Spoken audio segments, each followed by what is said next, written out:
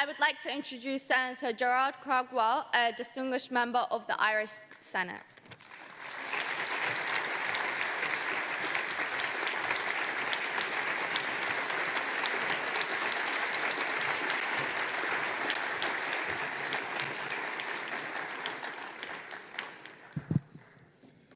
Thank you very much, ladies and gentlemen. Madam Rajavi, I salute your courage, and I salute the courage of the NCRI. I salute the MEK and PMOI. But as much and all as I salute the courage of these organisations, the people my mind is on right now are those who next Tuesday may not see Wednesday. We have just seen the photographs of people, and around the walls here we see photographs of those who have given their lives for Iran. Their names should never be forgotten. So,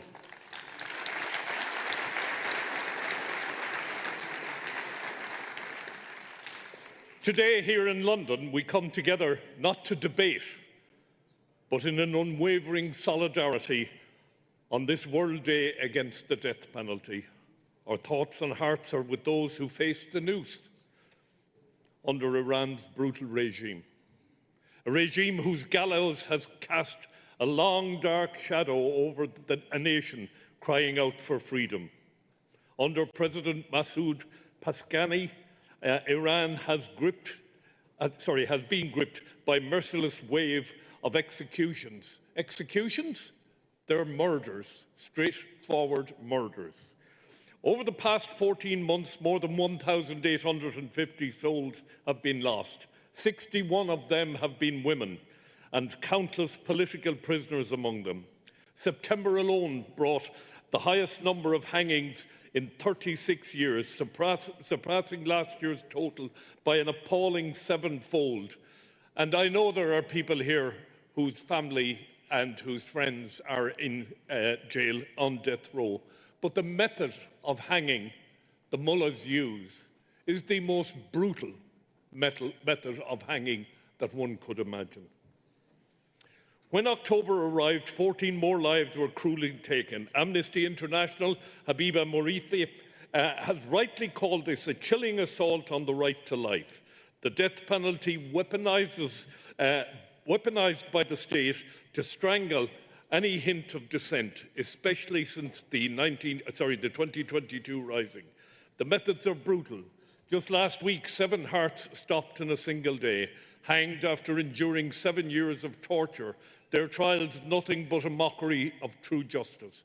In Ghazal Hazar prison, Kurdish prisoner Salman Mujahedin-e-Khalq, only 35, was executed after 12 years condemned for a 2009 act of resistance. These victims were not criminals, they were poets, dreamers, brothers, sons, wives, daughters, sisters.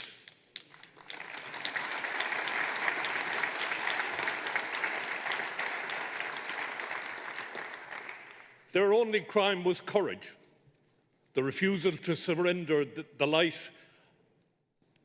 light to a tyranny desperately afraid of hope. And it is fear that drives the mullahs. Fear.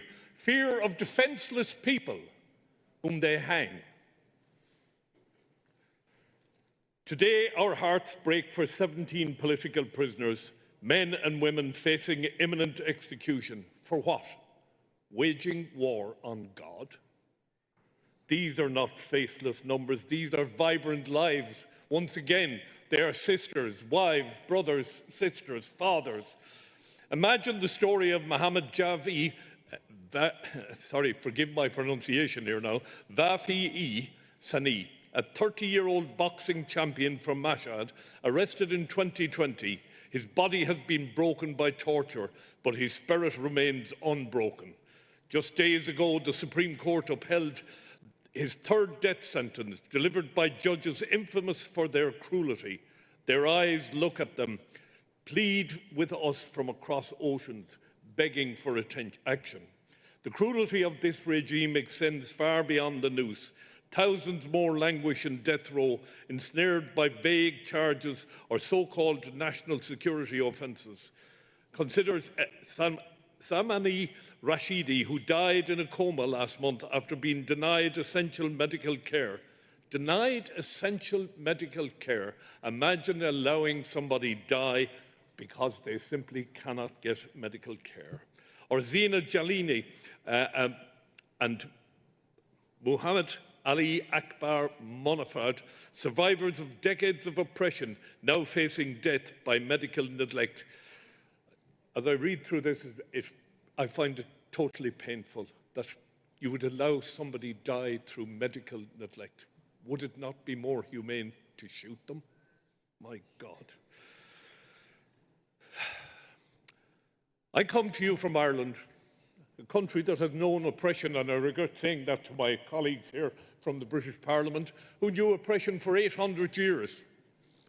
But we came through it, and we survived, and we became a republic, just as Iran will come through, the mullahs will survive and will become a republic.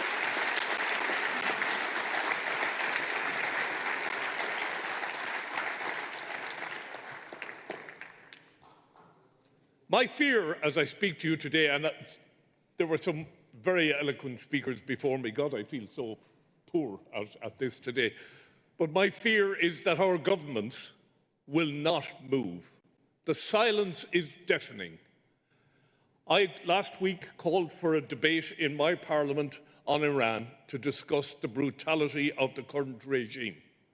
It wasn't a big ask, but the outcome would be that our government would be forced to make a comment on the brutality that exists in Iran. So, I want to acknowledge the Iranian people's right to overthrow the tyranny and support the National Council of Resistance for Iran and their democratic hope, endorsed by Madam Rajavi. Your 10-point plan for a circular free republic where women lead and minorities flourish.